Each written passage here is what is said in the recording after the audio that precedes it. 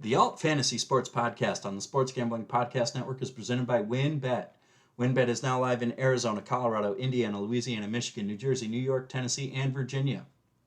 From boosted same-game parlays to live in-game odds, WynnBET has what you need to win. Sign up today, bet $100 and get $100 at sportsgamblingpodcast.com/wynnbet. That's sportsgamblingpodcast.com/WYNNBET. State restrictions apply. We're also brought to you by SGPN's Big Game Bingo. $57 SGPN gift card for every bingo hit. We're also brought to you by SGPN's 57 Bets Challenge. $570 cash and a $570 gift card to the winner of the props contest. Get all our contest info exclusively on the SGPN app.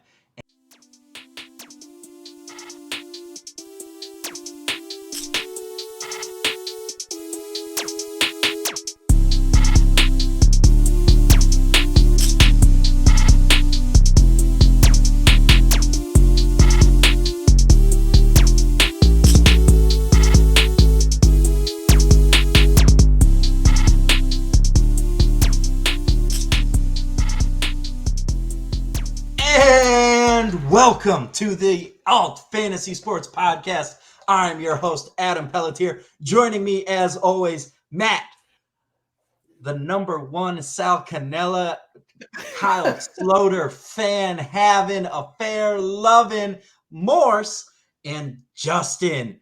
Are we sure he's not Brian Scott Mark?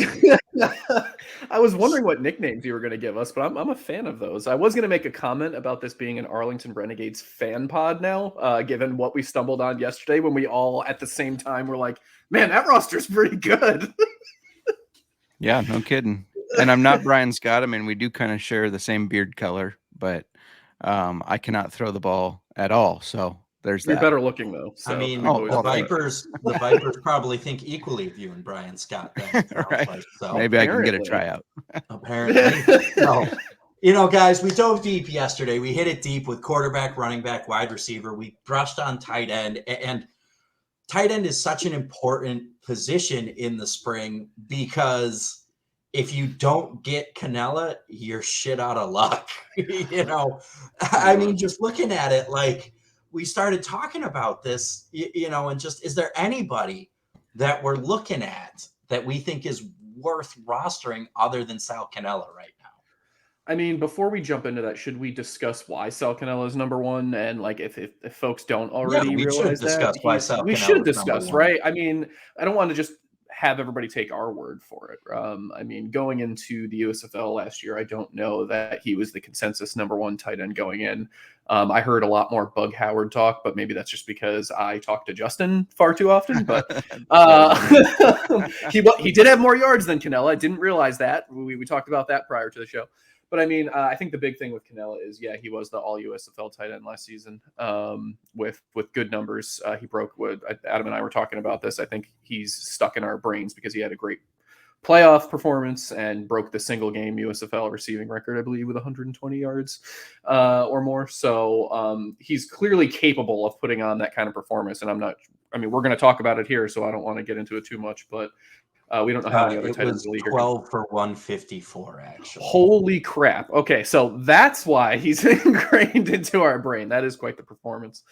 And I think the other big thing is he's the only guy coming in that's going to have the kind of familiarity with his quarterback that he's going to have with Slaughter. That I think everybody's jumping on this bandwagon because we just saw those two put together 10 solid games, and now they just get to pick up right where they left off, but this time wearing Arlington Renegade uniforms. And given what we discovered yesterday, the rest of their supporting cast is also pretty good. So it's going to be hard it's going to be hard for defenses to focus solely on Canella, it seems. So I mean, that's what I've got on Canella. I know, what do you guys think? He is the number one, right? There's no question at this point. Anything else you guys like to add? I know I'm the Canella fan, the number one fan here, so I don't want to take it all up. I don't want to have all the fun. No, I just think the familiarity with Sloter is huge because it's somebody he already trusts. So if plays breaking down, that's the way he's going to look. He's going to look to Sal Canella because that's exactly what he did for the Breakers, especially in that playoff game. I mean, Adam, you and I were there, and it was a thing where Mhm. he was under pressure and he just kept throwing it to Canella. It was the guy he just kept relying on. And I think that's just going to translate right over into the XFL, especially early on when these offenses have not been together a lot yet. The defense is normally ahead of the offense. So there's going to be rushed plays. And when he does rush the play, he's going to be looking Canella's way. I mean, and it's that familiarity, and Canella stood out among Johnny Adams and Johnny Dixon last year, and he really just did work. And there's always one breakout tight end. Like we were talking about it before the show. In the AAF, it was very clear that Nick Truesdale was the differentiator. Nick Truesdale was a beast. He was catching balls out there for Salt Lake City. And then in the XFL, of course, there was Donald Parham, all 6'8" of him, who was who was second in the league among pass catchers and fantasy points. He was third in yards and he was second in touchdowns. He was an absolute monster through 5 games, and he had more yardage than the next 2 guys combined. Yeah, it's pretty incredible. The tight end position. It's insane. I mean, there's a reason he's going to be, as it looks at this point, the rumors are Gerald Everett's getting the axe. So Adam finally gets to really ride this Donald Parham fan train into this year. He's likely the number 1 tight end on the Chargers, catching passes from Justin Herbert. Just wait for Keelan Cole to land in Buffalo, and I'm just going to have one hell of an insufferable season between Donald Parham and Keelan Cole. But stop talking about the NFL, Morse. No one wants to hear about the no fun league right now. We're here to talk about the extreme fun league. We want to talk about the XFL where they don't drug test their players. Thank God, Josh Gordon's going to play. That's right. Oh, Morris, bad news. You missed out on Sal Cannella in that draft, bud. Did somebody just snag him? Yeah, I'm thinking Dinan's about to pick him. Ooh. So for reference, this is a league Morse and I have been in that's now on its 4th iteration of spring leagues. It was the AAF, the XFL2, the USFL, and now the XFL3. We are like the founding fathers of alt fantasy sports at this point. I'm so proud. Excuse you. Brian is the founding father. We're like the reform. No, isn't he like God? Yes, Brian is God, and we are the founding fathers. That I'll get behind. That feels appropriate. Yeah. All right. WynnBET is the official online sportsbook of the Sports Gambling Podcast Network. WynnBET is active in a bunch of states, and there are tons of ways to win, including live betting and same-game parlays, a.k.a. WynnBET's Build Your Own Bet. The big game is here, and WynnBET has you covered. Great promos, odds, payouts are happening right now at WynnBET. Ready to play? Sign up today and receive a special offer. Bet $100, get $100, limited to state availability. And of course, if you hit the biggest long shot parlay of the week, you get $1,000 free credit. There's so much to choose from. All you have to do is head over to sportsgamblingpodcast.com/WynnBET so they know we sent you. That's sportsgamblingpodcast.com/WYNNBET. Offer subject to change. Terms and conditions at WynnBET.com. Must be 21 or older and present in state where playthrough WynnBET is available. If you or someone you know has a gambling problem, call 1-800-522-4700. Too much shenanigans. But I mean, and just this idea that it's really hard for a tight end to establish themselves because good tight ends are hard to find and decent ones are buried on NFL rosters. But as we look through the XFL, just like looking at a guy like Jordan Thomas in St. Louis, he's a guy I'm going to keep my eye on in the later rounds. He's currently projected as our 2nd best tight end, and his projections are probably a little low because of how we're looking at that St. Louis offense and how we're thinking about it. All right. But for AJ McCarron, a big bodied, a 6'5" receiver is going to be a really nice addition for him and someone he can look to when they're in trouble and in the red zone. Really, for a tight end, you're looking for a guy who's going to score a touchdown every other game and get 2-3 other targets, and you're going to be pretty happy with that. Yeah, I mean, it's the same with almost any fantasy football. You have your top guy or 2, and the rest you're just hoping that they can get you those touchdowns. And so definitely grabbing a guy that's a 6'5" target, going to be a monster in the red zone and hard to cover, is a good move if you miss out on somebody like Cannella. So what do we think about, we talked about this, I think, prior to the show starting. So Justin informed us prior to the show yesterday that Cody Latimer was moved from wide receiver to tight end for Orlando. he's kind of on my radar as, I mean, I don't know if I would call him a sleeper at this point, but kind of like a plan B, as it sounds like I'm going to have to come up with in the league with Adam, because it looks like Canelo's going to be gone before I come back on the clock. Canella is gone. Canella he is went ggon. 202. Yeah. Sad face. I mean, he should have been drafted that high. That was intelligent. I mean, I had 101. I was in bad shape. But Latimer's interesting to me, just because, you know, he's clearly made. I can't remember how many years he played in the NFL, but I know he was on Denver for about 4 years, and then I think he had a cup of coffee with the Giants. And he wasn't like a superstar or all pro or pro bowler by any means, but clearly was capable of producing at the NFL level. And clearly they saw something to convert him to tight end. So I'm genuinely curious. I know we have some questions about the Orlando quarterback position, which is always something you got to think of when we're trying to determine the value of a pass catcher, right? Like, I know Adam alluded to, is this going to be Michigan Panthers 2.0 here? I mean, we've got 3 quarterbacks. We don't know who's going to start what game. We don't know if this is going to be another Paxton Lynch disaster, but I mean, what do you guys think of Cody Latimer? I mean, he's kind of on my radar as, again, like I said, like a plan B fallback option.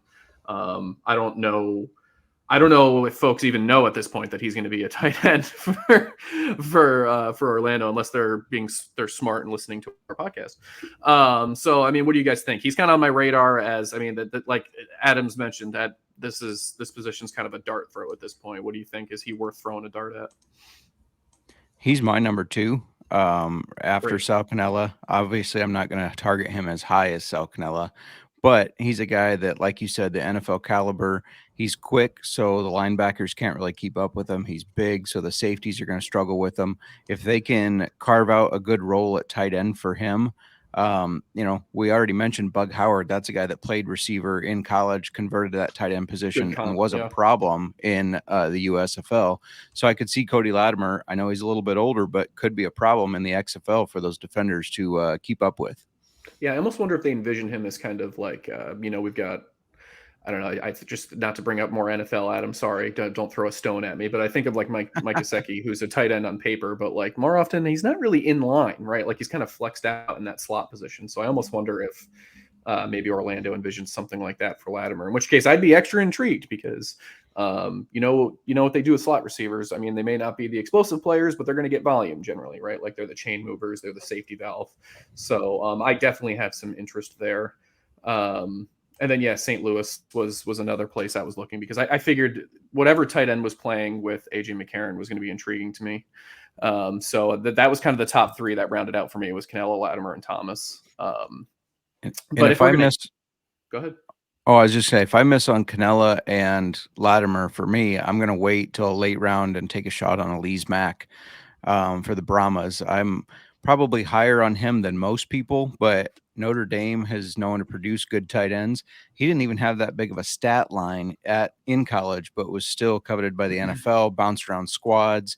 I think he could kind of come over into this XFL league and show that, like, hey, I know I didn't stick around, but I'm still a talented player, big guy, and use that kind of knowledge that he gained at Notre Dame, which is known to produce some good tight ends and perform fairly well.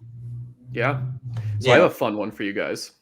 What do we think of, and you might laugh a little when I say this, but what do we envision for Garrett Owens, in Houston? I know they don't run a traditional tight end, so no, you're not gonna.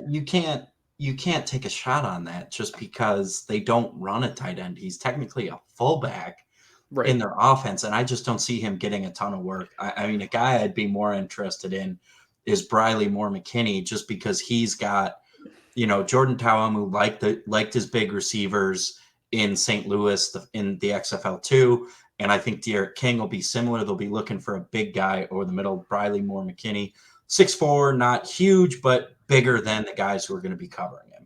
So you're not interested in a Taysom Hill light in the XFL, is what I'm hearing, and taking a shot at a big week with Garrett. I'm not saying I'm interested. I just wanted to see what your thoughts were. Taysom Hill will run the ball as a quarterback. I don't think Garrett Owens will do that. It's true. He did play a lot of running back. You could talk me into Eric Dungy in this role, but Eric Dungy currently has no tight end eligibility. nobody's off limits here. We just explained to everybody how vacant in talent this position is, or potential Very production. true. I mean, just wrapping up tight end, there are some guys I might be interested in, like Jamal Pettigrew. He had some work in past leagues, as Cam Sutton, Jake Sutherland was starting to emerge last time around for the Guardians. He was doing some work, but it's tricky. You don't know what these offenses are going to look like. You're looking for who's going to be checking down, and with a lot of receivers that are balanced, you're going to see those guys winning across the board more than likely. Yeah, now, are we going to have? Oh, I'm sorry. Go ahead, Justin. I was going to say I would monitor week 1 very closely, and after week 1, work the waivers. And tight end is probably going to be the position that you have the most turnover, because none of us really know what it's going to look like yet at the tight end position. Or you could just try to go snag a couple early in your draft, leave your draft with 2 on different teams or 2 on the same team, and just try to commit to that. Just see what sticks. Yeah. Are we going to have any, do you know, is there any dual eligibility on alt for any of these leagues? I'm just curious. And it happens sometimes. They'll cross position, they'll cross qualified players, but not just. Does it ever happen mid-season? Sometimes. Oh, okay. Well, I only ask because I brought him up a few times, at least on the previous pod, but Jalen Smith in St. Louis as well was another converted wide receiver that was originally listed as a tight end and is apparently backlisted on the wide receiver depth chart. I just figured that was potentially worth monitoring if, week 1 he comes out and he's playing tight end and he's playing in line. And if he gets tight end eligibility, that's somebody who I would have interest in for a lot of the same reasons that I was interested in Cody Latimer, right? Wide receiver ability, but from the tight end position can be a real matchup nightmare.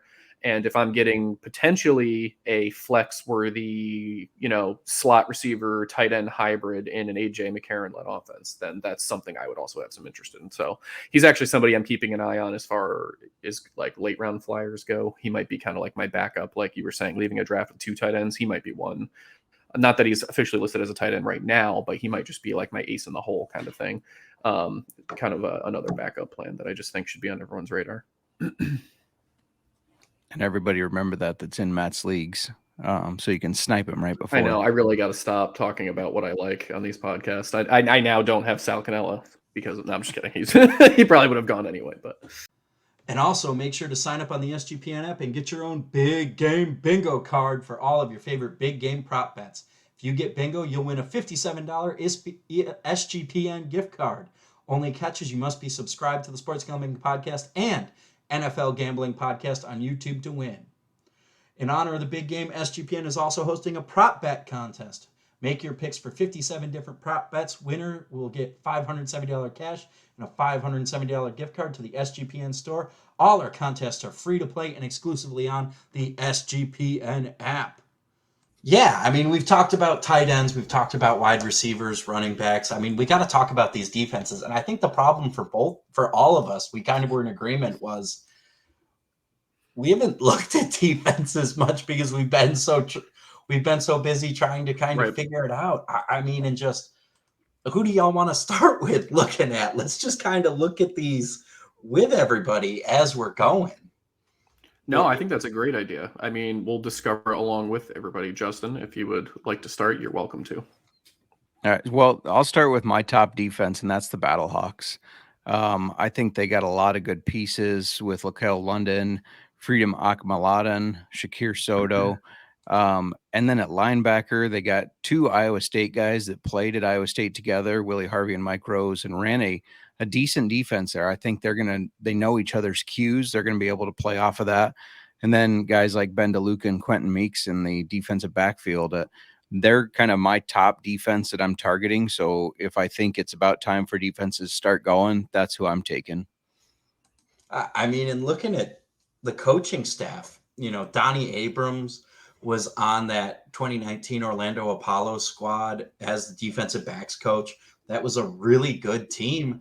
And now he's the defensive coordinator there in St. Louis. That was a secondary that forced turnovers, did a really good job of taking front end pressure and converting it into back end turnovers and chaos. I mean, and that's something you love to see, is a guy who's coached at this level and understands what it takes to do well there. For sure. Yeah, I'm particularly intrigued because we are a Renegades fan pod. I'm particularly intrigued with the Arlington Renegades defense.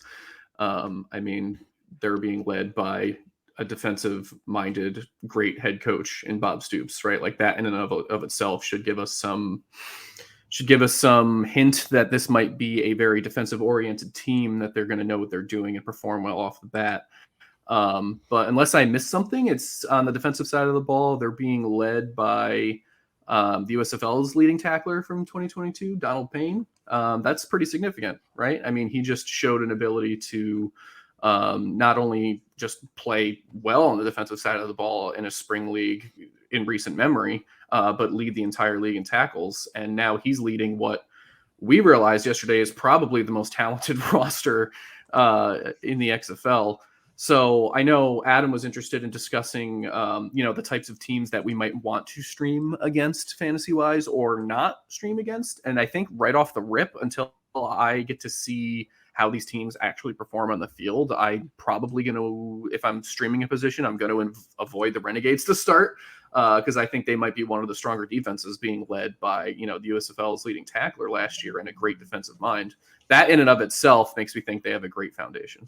I mean, but is Bob Stoops really like a defensive mastermind? Like, when was the last Might not time be a Bob- mastermind, but he's a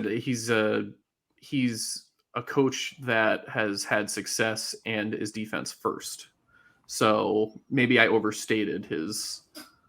The last ability time he to- was a full-time head coach was 2016 at Oklahoma. In 2016 Oklahoma, he hasn't multiple games over 40 points. He was winning shootouts. They tightened up down the stretch, but he's not like a team that I'm super excited for, where it's like, oh, Bob Stoops is leading that defense. And really better than Anthony Becht. But the big thing with me is who's leading the charge below the head coach. And for me, the underrated part of this is Tim Lewis. Tim Lewis is a spring football veteran. Tim Lewis was the defensive coordinators of the Houston Gamblers. He was the defensive backs coach for the St. Louis Battlehawks in 2020. And in 2019, he was the head coach of the Birmingham Iron, who only gave up 133 points through 8 weeks. That Birmingham Iron defense was absolutely stifling. Yes, it was. And Tim Lewis couldn't coach an offense down a field against a Pee-wee football team, but damn, was that defense mean, and did it come to play every week. I mean, the best scoring defense. They got pressure, and they just made it work. I mean, it was great to see. So when I'm thinking about this, I look at it, Tim Lewis makes that defense for me, and that's what really has me interested in the Renegades defense. And I like their defensive backfield a lot with Devonta Bosby, Will Hill, former NFL guy that got in some drug troubles, and Crayvon LeBlanc, who held his own in the NFL for a while too. So, I mean, they got a lot of experienced guys that could end up shutting these receivers down.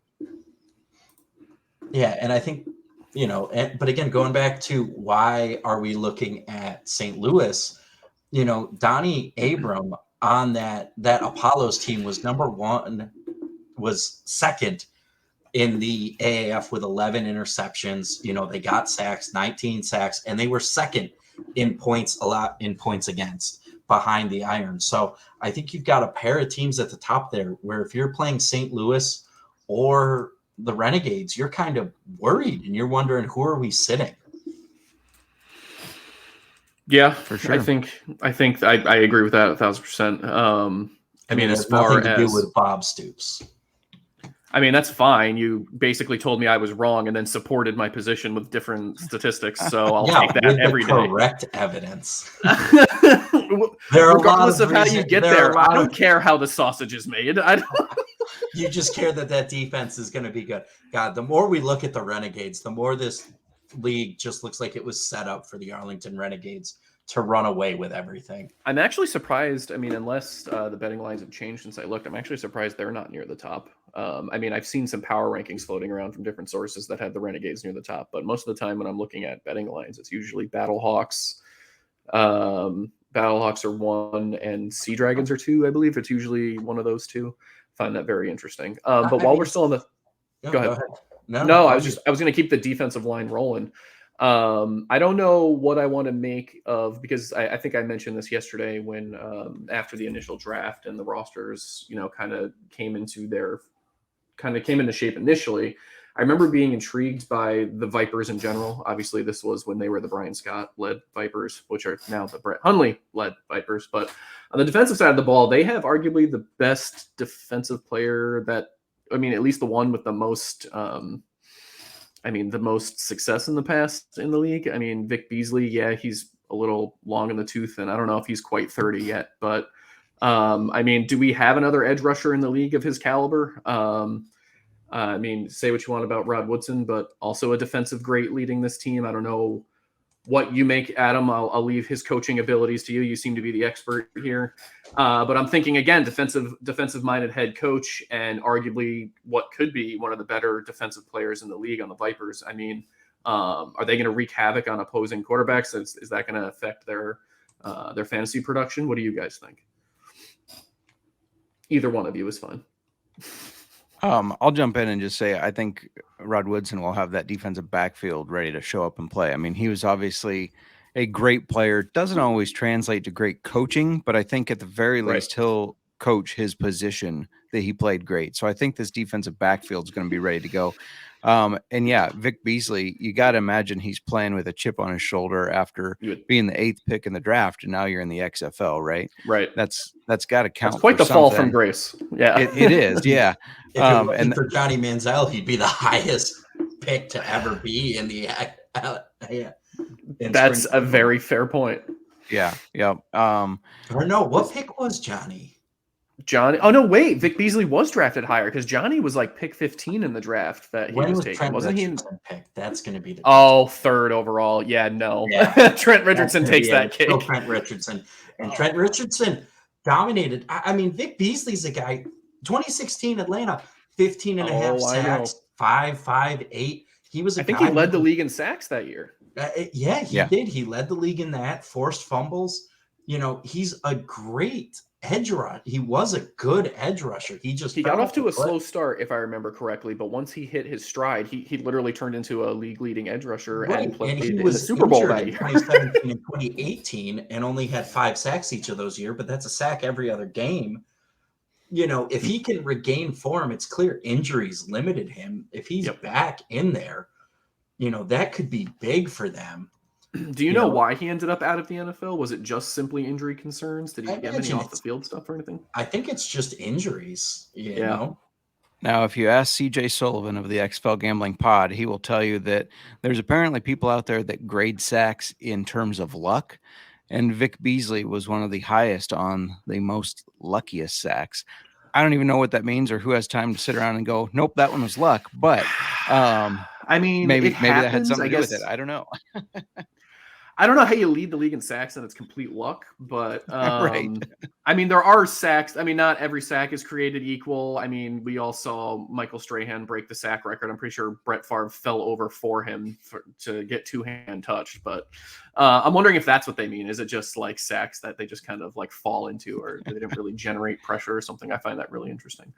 Could very well be.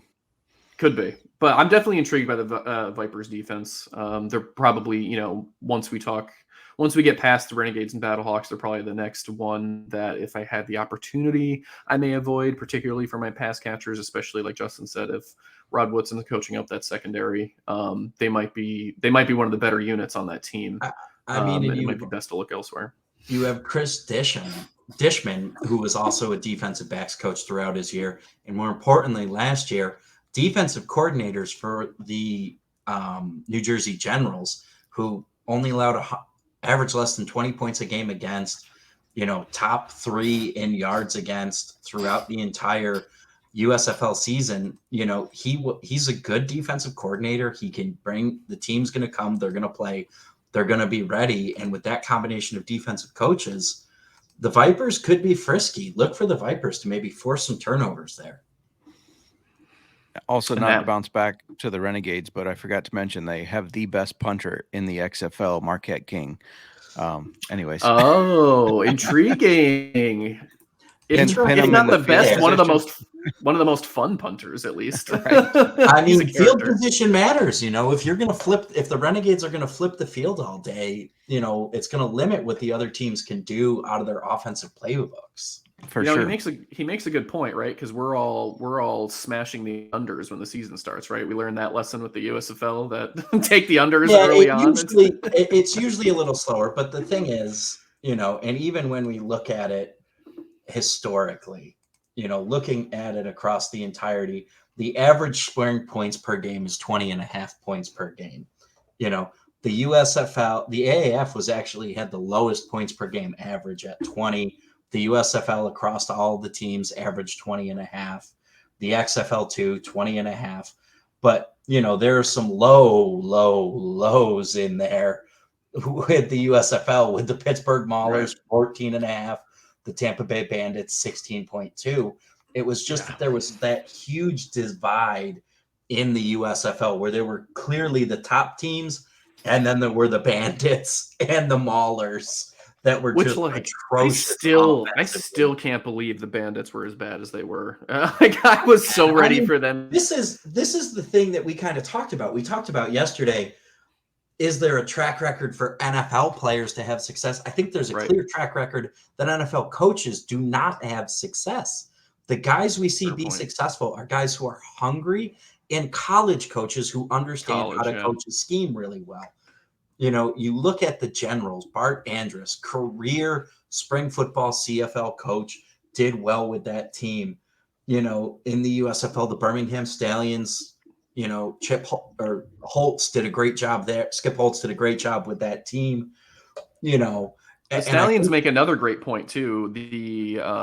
I know we've been harping on like the Slaughter Canella connection. I know this is a little different. This is head coach and quarterback connection, but the Holtz and Jamar Smith, right? Like they had a lot of familiarity with each other, and they won the whole thing, right? Like nobody going into if I remember correctly, we were all doing our fantasy drafts for the USFL last year. I don't think any of us were standing on the table for Jamar Smith, who ended up having a pretty nice year and winning the whole thing, right? So that's just I didn't mean to cut you off there, but you were reiterating that point that we made, that like we only have so much to go on at this point, and if you can find familiarity, especially early on, it's notable. Clearly, I mean that carried them to, I think, what they were 9-1, right? Like they lost like one game the whole season. Yeah. So that's pretty incredible. But the college coach thing, I think, is a really good point that you made. I hadn't considered that. So there actually might be a better correlation there than even NFL experience, because it is a different beast. It might also, I don't know if this plays into it at all, but like J-Mark had mentioned that, like, just being a great player doesn't translate into being a great coach. And it almost makes me wonder sometimes, and I'm pretty sure I'm stealing this from somebody, but really great players, sometimes things come really easy to them. So they might not be really good at teaching what they did. Like, I don't know how much stock to put in that. Somebody mentioned something to that effect once, and that really stuck with me, that I was like, wow, it almost makes you wonder that, like, when somebody's so naturally good at something, maybe they haven't had to think about the small things that they're now trying to teach to their players, right? So it just makes you wonder. Not to dominate the airwaves here, but I was, since we're kind of doing this whole like live research thing, I was flipping through here, and I'm going to check with J-Mark since he's more up to date on who's still on rosters. But is Freedom? I'm gonna butcher his name. Freedom Akun Maladin still on the Battlehawks as well? Or yeah, yep. I didn't realize that. So I think I might be with Adam here, because behind Beasley, he's one of the better edge rushers in the league. It just didn't occur to me that he was also on the Battlehawks roster, and he played well for the Stars last year, which I'm sure J-Mark can tell us all about, being a Stars fan himself. I remember writing articles about the defensive players to look for going to the USFL, and he kept popping up as somebody that everybody was like, keep an eye out for Akun Maladin. He's, bounced around, had cups of coffee with different NFL practice squads. He's a good edge rusher, and it kind of showed last year for the Stars. I mean, he recorded 23 combined tackles, 4 tackles for loss, and 3 sacks. So the Battlehawks aren't doing too bad as far as their very own number one edge rusher either. So I look for him to challenge Vic Beasley probably for kind of the sacks leader in the league. That's pretty nice. Yeah, and I think part of a good defense also comes of what's the offense doing. If the offense is really controlling the game, and you put that pressure there, this is that's just a thing where I think also if you're not getting one of those top tier I think we're in agreement. It's the Renegades and the Vipers, or no, the Battlehawks who are a top. Yeah, I would say I got Renegades, Battlehawks, Vipers as 1, 2, 3 probably. Yeah. But I think the Renegades and the Battlehawks are clearly our top two. Like those are the defenses where you're like, yeah. I don't know. There's a twinkle in J Mark's eye that he might disagree with us. I'm unsure though. Let's hear it, Justin. What you got? This is the time. Vipers are 10th of everything for me. No, my top defense is Battlehawks. My second is the Defenders. And you want to talk about guys with the USFL experience, Davin Bellamy for the Breakers last year. He's on that defensive line as a really good edge rusher. And Reggie Northrup, who also played very well in the USFL, coming over as their linebacker. The Defenders are a team that I think is going to do exactly what their name says. They're going to defend. They're going to be a defensive team. How could we not choose the Defenders as the number one defense? What were we thinking? Right. And we're forgetting one key thing. Do you know who the Defenders defensive coordinator is? At one point I did, but yeah, exactly. Morse, he was the head coach of my team and the defensive coordinator of your team. He put a bounty out on somebody. Mike Patine? No, Mike even Patton? better. He's going to put a bounty out. Yeah, Greg Williams going to put a bounty. Have we been told if bounties on players is illegal in the XFL? This is a key question. That seemed to serve Greg Williams. I mean, if they're allowed to smoke up whatever drug they want, they might as well be putting bounties on each other too. I mean, this is the XFL, Williams right? Consistently has good defenses, and he is known for making life hell on young quarterbacks. Outside of the cover zero blitz on Derek Carr to end his Jets career. That just popped up on my timeline the other day too. Like that just will haunt me forever. Other than that, his blitzes are usually very well timed, and he usually his defenses get after the quarterback with good regularity. They do. That could be big for the Defenders, but I still. He's also an old, complacent NFL coach. I don't know that I'm all aboard the Greg Williams train just because he's clearly on his last legs. But again, we saw Jerry Glanville come into the XFL, and in the second half of the season and over the last 3 games, the Vipers barely allowed a fucking touchdown because Jerry Glanville was just dialing up the grits blitz down there in Tampa. Here's the deal with the Defenders. Tamu's going to turn the ball over a lot, so they're going to bench him, and they're going to have Derek. They're going to have Derek King in there, who runs very well. They're going to run the ball with Abram Smith, Reichwell Armstead, Puka Williams, Artevis Pierce. They're going to be this ground and pound team that's strong at running and strong at defense. That's that's exactly how I see it playing out for them, and why I have them in my number 2. Plus, I'm a big fan of Davin Bellamy, originally out of Georgia. He was a beast there. I'm surprised he didn't get more NFL time. And then Reggie Northrup showed that he can be disruptive, not only just stopping the run and rushing the quarterback, but dropping back and covering tight ends, covering kind of in that zone there as well, and breaking passes up. He had a good career at Florida State too. So those are both guys that really jumped out at me on this roster for the defense that they're going to kind of build behind. What did Jordan Teamo ever do to you, Justin? I don't know what this vendetta is. It was just the overhype last year. It was all that overhype. And I bought into it. I don't know. I think he just got let down by his receiving core. They just had such a bad receiving core in Tampa. I mean, think that's did Todd Haley's offense really inspire you either? I think he got let down by situation more than he did. Like I at a certain point, he needs some help. So duped. It's St. very Louis possible. went out. The reason he was successful with the Battlehawks was they ran the ball. He only needed to pick his shots, and they went out and they got big guys who would win, who could go up and get the ball. And just thinking about being good at what you're at, teams like the Brahmas, where I'm worried about their offense. I think I got to take the Battlehawks out of my top 2 just because I'm so worried about that offense. And at a certain point, even if your defense is good, they got to get off the field. And if they can't get off the field, they're screwed. So Sweet. I'm So starting. who are you worried about in that regard? I'm worried about the Brahmas and the Battlehawks, if I'm being honest. Why are you worried about the Battlehawks? Just because of Anthony Beck? I mean, the offense just doesn't inspire me. Maybe AJ McCarron gets them together. But man. I'm looking at this. Right. We disagree there, but that's okay. Maybe they're maybe they're in the bottom 3 for me, but I think the Guardians are pretty firmly in the bottom there.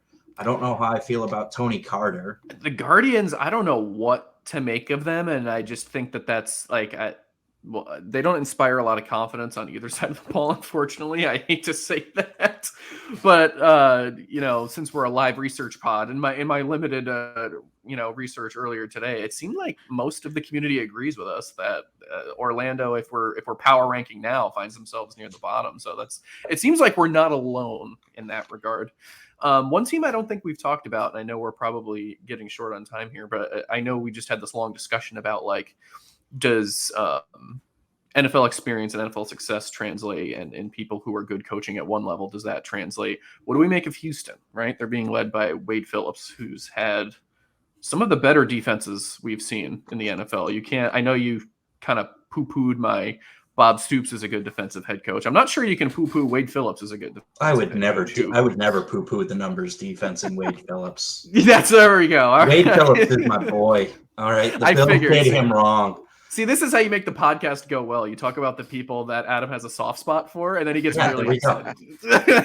No, but I mean, what was it? The 2015, I forget which Denver defense that was that he led. That was just absolutely insane with Von Miller and DeMarcus Ware before he retired. I mean, he's shown an ability to take a unit that was pretty good already, but I don't think they were elite until he took over as D coordinator. I can't remember exactly how that went down, but I mean, that's one of the last defenses that I remember essentially being ridden to a Super Bowl victory, right? I mean, Peyton Manning's great. He wasn't then, right? Like they carried the corpse of Peyton Manning to a Super Bowl. Let's be honest. Like we're calling it what it is. Careful. I just got yelled at the wife on my last pod for saying bad things about Peyton Manning in his last year. So be careful.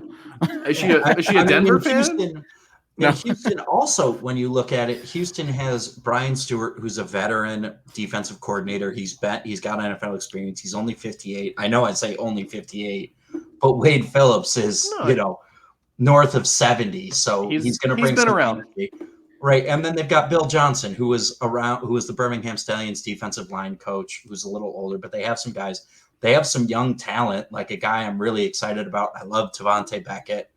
I got to know Tavante during his time in very short time in Major League Football camp, but he was an energetic.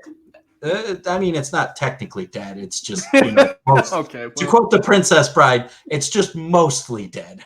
But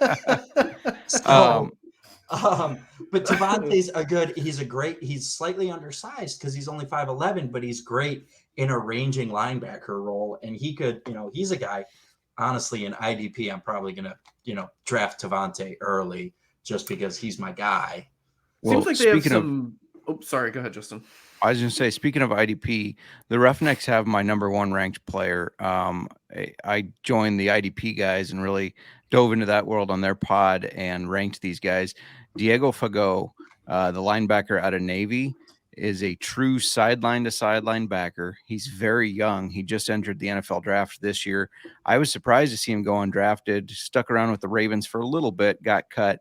I think this is a guy who is going to really make a impact at this level of football.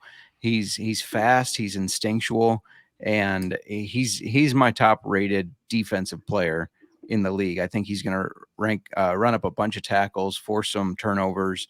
I just see him performing very well in this defense. Man, some high praise coming from the Spring Football Insider himself. His number one.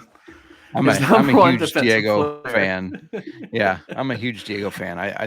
I think he should have had a longer opportunity in the No Fun League, but I'm excited to get to see him play again. Yeah, it's tough. It's tough gauging these defenses. It's tough gauging all these players, but we kind of went through it, so just let's sum it up. Matt, who's a defense that you're really in on and a defense you're just a defense that you're starting. Start everybody who's playing this defense every week. I like the Renegades. I think they're I guess I'm officially a Renegades fan. I guess that's the conversion I've made on these past 2 podcasts because I like them on both sides of the ball. So I'm taking them as my number 1 defense right now, being led by Donald Payne. I just think that's a really solid foundation. The one that I'm starting everyone against is probably the Guardians. I'm not inspired by anything on that team. Regardless, I know the players on the defensive side of the ball is one discussion, but we just had this. You went on this whole tear about football being a complementary game, and if we're worried about the defense not being able to get off the field, are you inspired by any of the quarterbacks in Orlando? Really? I know J. Marcus, but they're one of the teams that have a lot of question marks. I mean, regardless of our opinions of the players, right? Like we don't know of the 3 quarterbacks who's taking the most snaps, and I just have. Right. I'm having Michigan Panthers PTSD here, right? Like I just don't foresee that being a stable quarterback room, and I feel like that defense is going to be on the field a lot and exhausted, and it's going to create more opportunities for those offensive players that are going to be playing against them that we're going to happily start in fantasy. So that's where I'm at this point. So my team top defense is the Battlehawks. Like I said, I think they're stacked. I think they're going to be the best at all levels of the defense. And now's when I shock y'all and say that I'm fading the Vipers for cutting Brian Scott. No, also for cutting who I thought was their best cornerback in Jamison Houston. Jamison Houston did very well last year in the USFL, and I thought that when they drafted him, I thought, okay, now they're putting the team together, and he got cut. And that's probably performance based, I'm sure, but maybe Rod Woodson doesn't know what he's doing. So I'm gonna fade the Vipers off the start here. Yeah, and for me, I just got to go with the Houston Roughnecks. I think Wade Phillips is just going to create. Talk yourself into it. I did. I think Wade Phillips is just going to create a lot of problems there for young quarterbacks who aren't seeing as much, aren't used to seeing as many exotic looks. The 3-4 that Wade Phillips runs is going to bring some pressure from some interesting spots and really provide for opportunities to go sideline to sideline. And the team that I'm worried about it's just the Brahmas. Like, I love Hines Ward, but I just look at that team. I look at that coaching staff, and they just feel like they're not ready. I'm getting major Pittsburgh Maulers vibes from them, and also partly from the Battlehawks. But the Battlehawks defensive staff might save them. So according to this podcast, the Brahmas are the USFL's Pittsburgh Maulers, and the Guardians are the Michigan Panthers. So you heard it here first. So long as nobody is the Legends, we're fine. Fun fact, lowest points per game team in the modern spring football era, Atlanta Legends, 11 points per game. Ouch. 11. That's New York Jets numbers. I was going to make a joke myself, but you just had to come in and stick me with it. But yes, that does sound like watching the Jets offense for the past 10. The Legends scored 7 touchdowns in 8 games. Yikes. That's impressively bad. But I mean, the Jets didn't have a single quarterback throw more than 10 touchdowns. So here we are. For fun bonus trivia, can anyone name the highest points per game team in the modern spring football era? Highest points per game? It's not the Iron, right? No. That would just be incredible if it was. I just had to ask. I don't. I'm going the Breakers just because. Nope. Breakers don't even make the top half of the rankings. 19.5 points a game for the Breakers.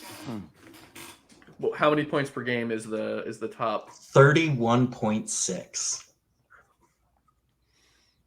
Had to be somebody in the first XFL because that seems like a small sample size.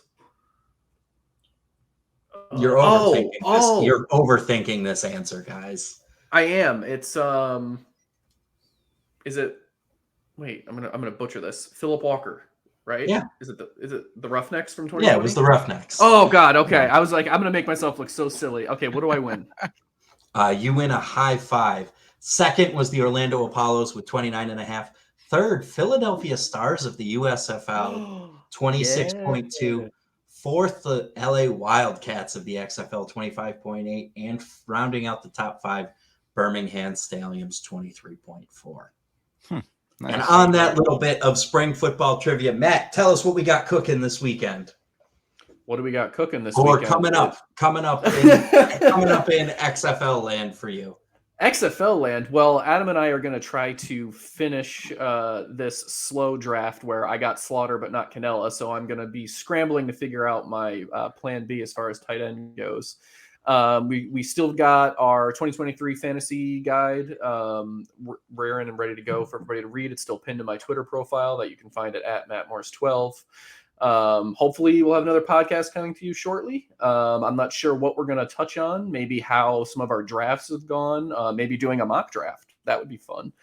Maybe we can get spring football hype man himself, Rod, in here, and get some mock draft action going. That was fun last year for the USFL, so I'd love to do that if you boys were willing.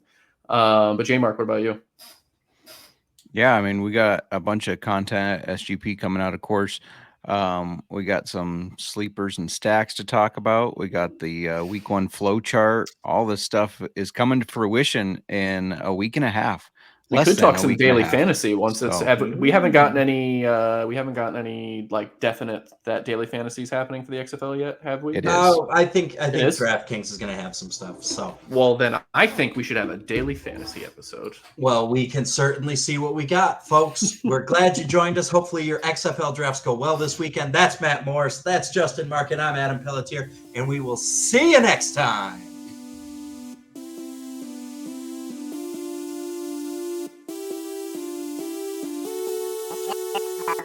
Nova Production.